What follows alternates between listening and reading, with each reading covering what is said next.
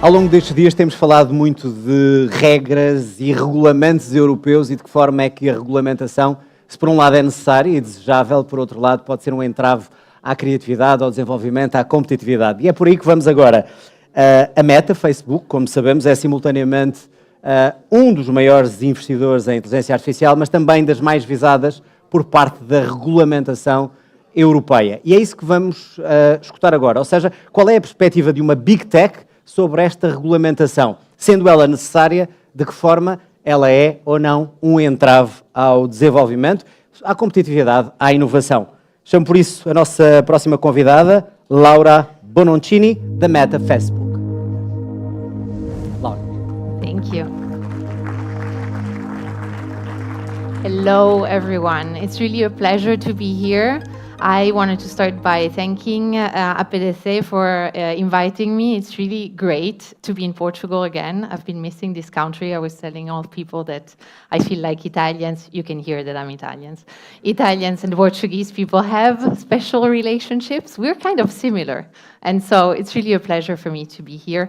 I know you have been already having a very rich exchange on the digital agenda, and so I really hope to add something meaningful to the conversation. I also know there is a lunch coming up really soon, so I'm going to try to be as interesting as possible. I'd like to open my speech with a reality check, though. In the year 2000, Europe held 20% of the global tech market capitalization. Today, this number has dropped to just 4%.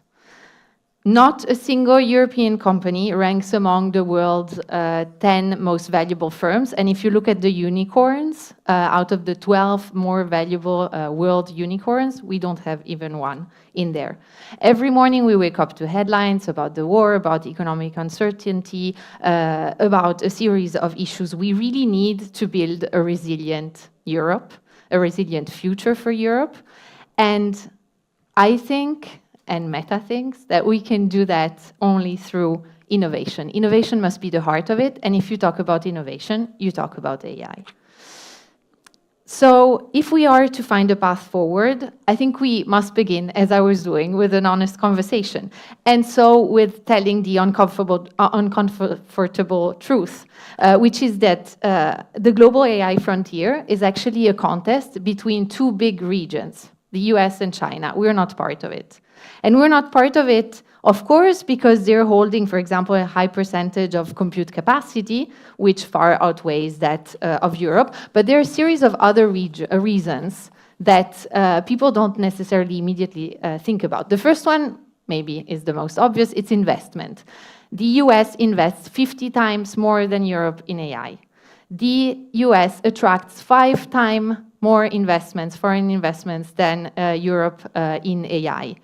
30% of EU unicorns have decided to relocate outside of the EU in the last 15 years. That's important because we are actually innovating. It's just that we're not choosing Europe to innovate and to do that. The second big reason and the second big truth is use of AI.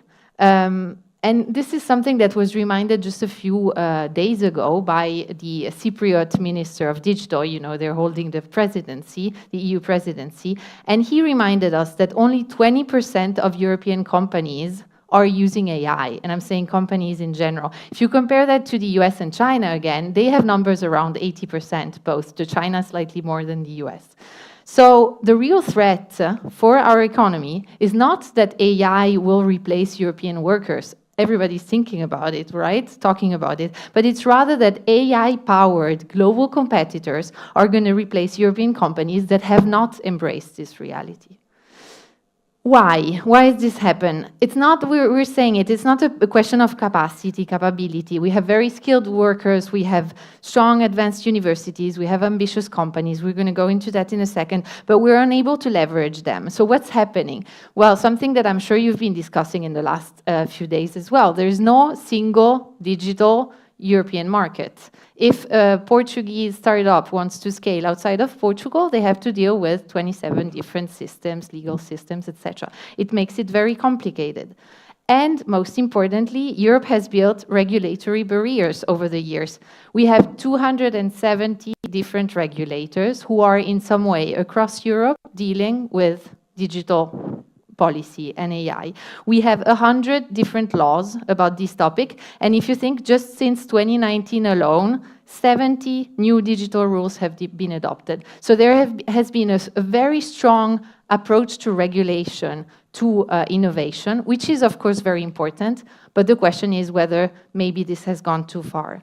And it's not me or Meta saying this. I mean, 20 member states have demanded a systematic review of EU regulation. Over 60 companies, European companies, have been pushing for that as well. The very president of the European Parliament, who spoke at one of our events recently, said, and she put it really well, the regulatory landscape has become a competitive handicap for Europe. And I think we need to take a pause and to think about that. So what do we do? Let's focus on what we have. We have the market and the competences. We have an 18 trillion euros European market. We have over 73 million workers who are super skilled in innovation and technology. We have, most importantly, a world-class industrial know-how built over generations. This country, as all other European countries, perhaps even more, can demonstrate this. Second, we have the tools.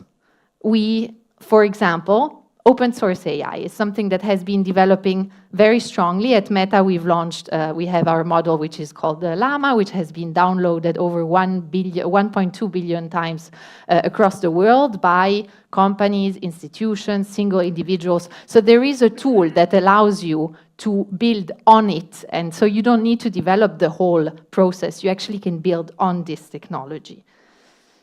What we also have are best practices. And there is something that, as a European, but also as an Italian, I'm particularly proud of, which is that it is in Europe, it is with an Italian and French company, EssilorLuxottica, so rather a French-Italian company, that produces glasses, that we have been building the future means of access to the internet and to AI. This is huge, and this was born here. Like, this is being developed here. And this is actually the fastest growing AI consumer device in the world. This is what is going to be the future of, like, we're having a smartphone moment here, if we want to talk it like that, call it like that. Like, it's the tool that is going to allow us to do what we're all doing with our smartphones before today. Probably in the future, we're going to be using glasses, and many people are already doing it. And if you think about Italy, which is the European Union's second largest manufacturing economy, exports 90% of the world's eyewear. And so if you think of a company such as EssilorLuxottica, they could become, for Europe, what Samsung did for South Korea, right? Build an entire ecosystem around a critical technology that is going to elevate the entire continent. So we have the opportunities, we have the best practices in Europe. Unfortunately, though, I was talking about regulatory barriers before. An example that touches upon the glasses that is very relevant is the EU batteries regulation, which is a regulation that was introduced and that people started discussing 4 years ago, 3-4 years ago, when smart glasses were not a thing. And basically what it says is that every product manufacturer that sells a product in Europe is forced to make the batteries of such product replaceable by users. It makes a lot of sense. It's very important for the environment. Well, if you apply that to wearables and to glasses, to smart glasses, for example, that's an issue, because then you need to completely rebuild the glasses to make the battery much bigger. You need to make sure that it's going to last a lot less. You don't know what consumers are going to do with this battery. And so it might actually reach the goal that is exactly contrary to what was initially what was the intention of the regulator. So this is an example, again, of regulation that is applying to something without having like the impact that it wants to have, and maybe it's not adapted to the product that is regulation. So what do we do? First, We don't need, and this is very important, to replicate the Silicon Valley. We need to create our own path to innovation. We have to use the strength that we have and leverage what already exists. I was talking about open source before.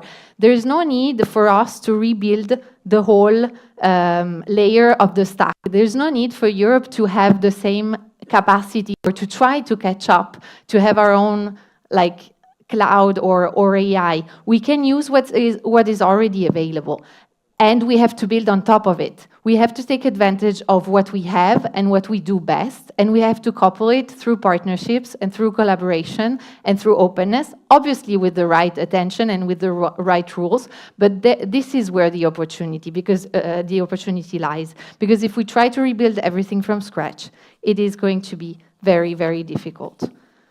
True strategic autonomy requires Europe to be competitive, and partnerships with innovative companies actually mean that we can accelerate this competitiveness, not undermine it. So while we understand, and I think it's important to think about sovereignty and European sovereignty, there is a way to think about European sovereignty by leveraging, again, as I was saying, what we have without trying to copy what is going outside, because otherwise there is a risk that we're not going to be able to catch up. The second thing that we need, according to me, is a genuine shift in digital regulation. So we know that the Commission has a clear simplification agenda that is very welcome, but we need to make sure that this goes beyond just cosmetic changes. What we need, according to us, is a right to innovation. So we are constantly thinking about, and it's extremely important, about the necessity to introduce and to pass rules that are going to protect the rights, the security, the safety of European citizens who are using these new technologies. And this is paramount. This is extremely important. And if you've heard and if you've followed what we've been doing in the past, Meta has been actually asking for such kind of regulation because it is important to focus on that. At the same time, if we think about citizens' rights, citizens also have the right to access the latest innovation. Citizens have the right to have the access to all these tools that will allow them to live their lives better, to work more easily, to live their life, to have more access and easier access to medicine, etc. So there is such a concept as a right to innovation. And so if you think about regulation, from our point of view, it is extremely important that regulation always takes into account these two aspects. Obviously, the necessity to protect, but also the necessity to promote. And this might be something that has been a little bit lost in the way.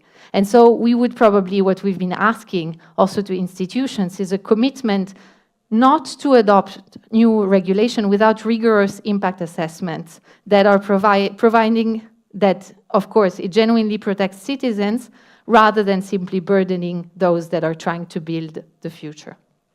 So, as a conclusion, we have said it, and I have said it, and I think we all agree, Europe doesn't lack talent. There is a lot of talent here among this group of people. There is a lot of talent in this country and in our continent.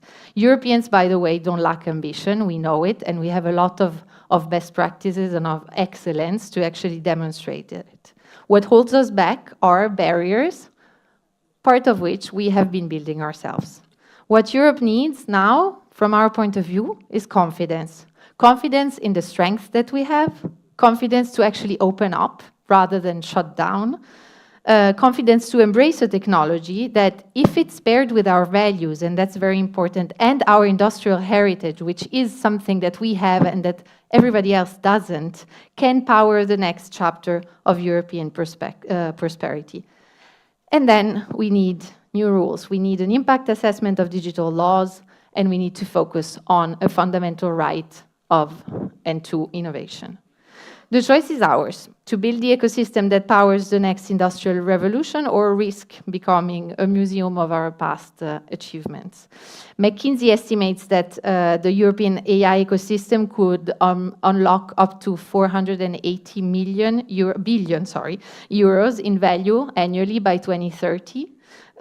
This is really our window of opportunity. I think it's very important to not let it pass. Thank you very much.